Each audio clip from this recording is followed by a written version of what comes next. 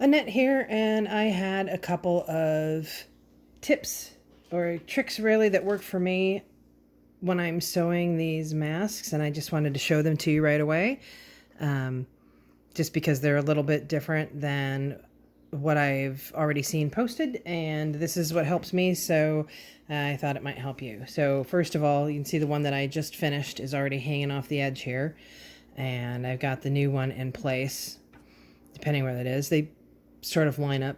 This is to put the opening at the beginning so that when I come back around, the place where I'm going to pull this through when I'm finished is already right here. And I'm going to put my presser foot down and just sew in.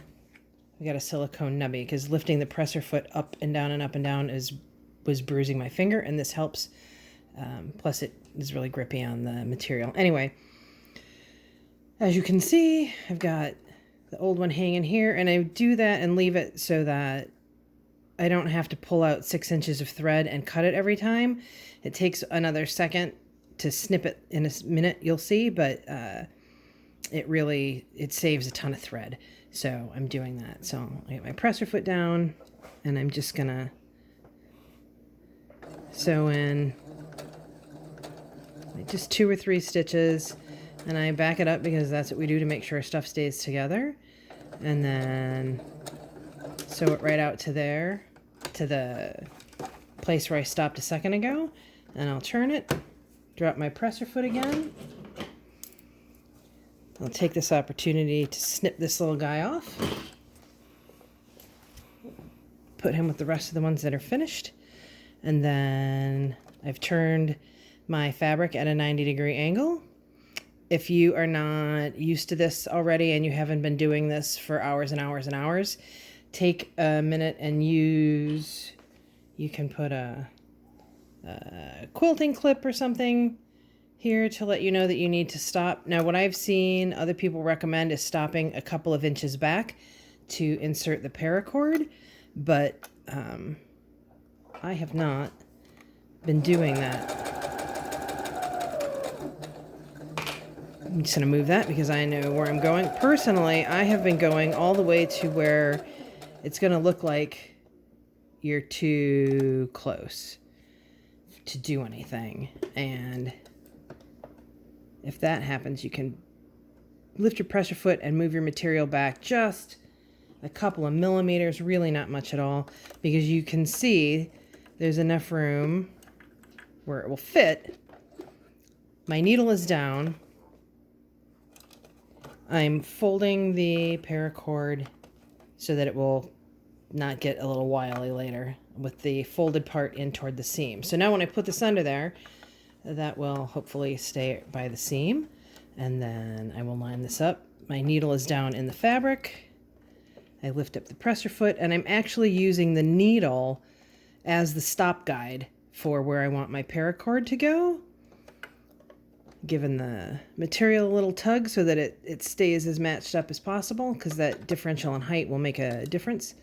Dropping my presser foot back down onto it, and then I change my stitch to a zigzag stitch just when I'm going over the paracord, and I'm going to use my seam ripper as a little guide to make sure that the needle doesn't just push this out of the way, because you don't want it moving, you want it staying where it is. So, and it's just goes between the threads here making up the paracord, and it just goes in really nicely. And then I've got my zigzag pattern, and that is going to grab the paracord a couple of different places.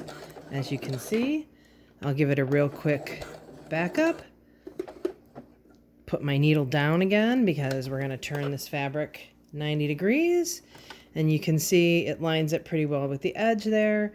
I'm still in my zigzag pattern, and because it's a little bit thick and the presser foot needs to glide over that, I will just give it a little bit of help. I'm not pushing on it, I'm just making sure that the fabric travels with the dog teeth and doesn't bunch up. There's no actual pushing. I'm not forcing the material and the paracord through. You want to let the machine do the work. I just don't want the machine working against itself. So I'm going to drop that back down so that my stitch is a straight stitch again. And And just run that seam. Again, almost to where you think it might be too far and you can't get your paracord in there. Lift that up. Again, now there's a corner so that paracord will go in there pretty neatly.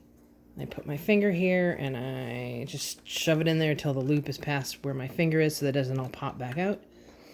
You can put it back in if it does. Align your fabric again. Just eyeball it into place. Drop your presser foot. Zigzag stitch.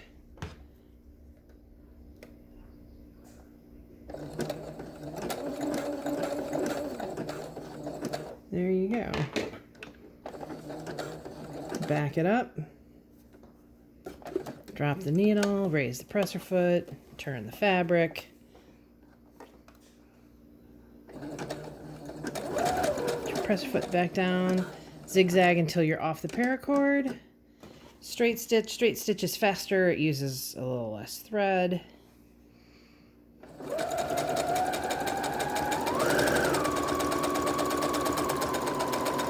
Run that seam all the way down.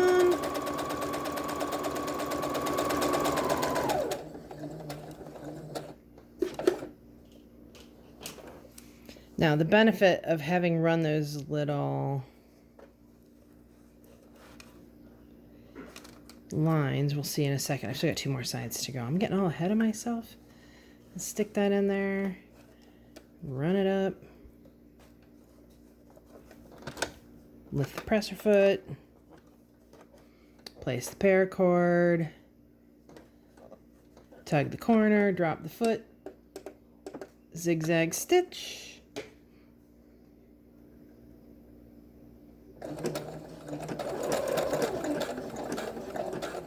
You really don't want these coming apart. I know they're not going to be used forever and ever, but you don't want somebody tugging on their tie when they've got everything else in place just to find out. It's backfire enough, just switch it. Just to find out that your ties are going to pull out when you grab on them. Drop your presser foot. Zigzag stitch. Straight stitch. I discovered I could do this when I forgot to lift the presser foot back about 3 inches. Because if I stop here, there is way more. There's more space. But I found myself having to hold it and my fabric was like slipping and walking on me.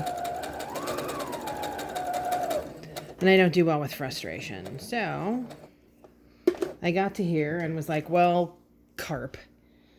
Now what? And I was like, well, I'm just going to try. And as happens with so many things, unintended consequences are sometimes positive. So needle's down, presser foot's up. Needle is my backstop, and I don't have to worry about where it's going. Drop the presser foot right on top, which also helps to hold it. Zigzag stitch. Seam ripper in place. Couple of quick stitches.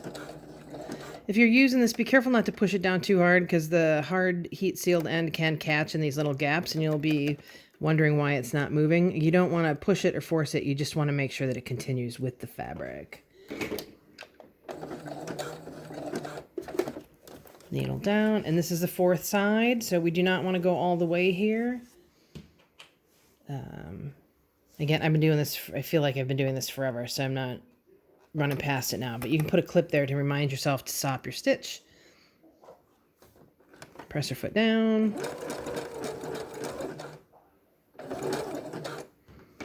It's a little sticky. There you go, it just moves easier. Straight stitch to finish.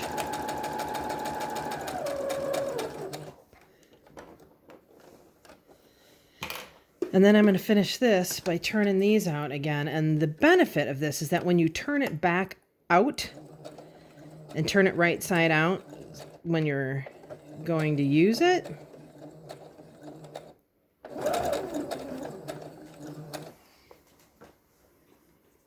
I will show you. When you are turning these back out,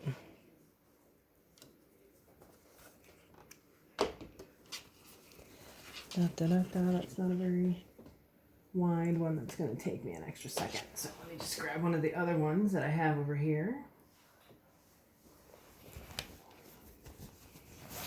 Just grab your paracord and pull it out. But when it's all turned, paracord and pull it out.